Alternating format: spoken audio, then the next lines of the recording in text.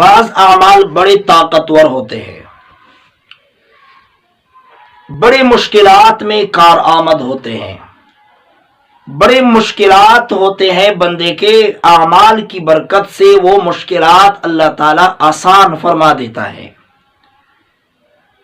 ایک مشکل جو ہم سب کو پیش آتی ہے اور ہر آدمی پریشان ہوتا ہے کہ میں چاہتا ہوں کہ میں گناہوں سے محفوظ رہوں، صبح اٹھ کر پھر گناہوں میں مبتلا ہو جاتا ہوں۔ ہر آدمی کی خواہش ہوتی ہے کہ میں صبح سے لے کر شام تک ہر گناہ سے بچوں، لیکن بچنا مشکل ہوتا ہے اور گناہ کی جال میں پھنس جاتا ہے۔ تو ایک بہترین عمل جو کتابوں میں لکھا ہے اور حضرت علی رضی اللہ تعالی عنہ سے منقول ہے،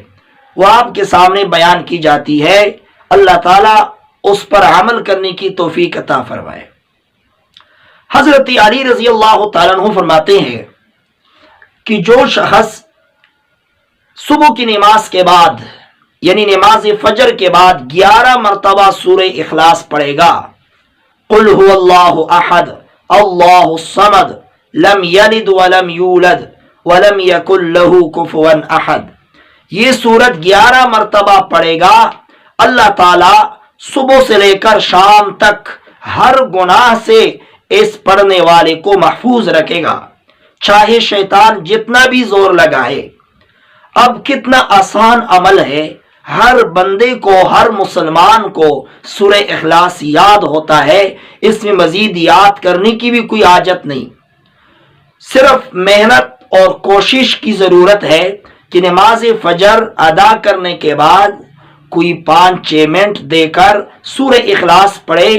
11 مرتبہ، اس کے بعد اللہ کے حضور دعا کرے کہ اس عمل کی برکت سے مجھے آج کے دن تمام گناہوں سے محفوظ رکھے۔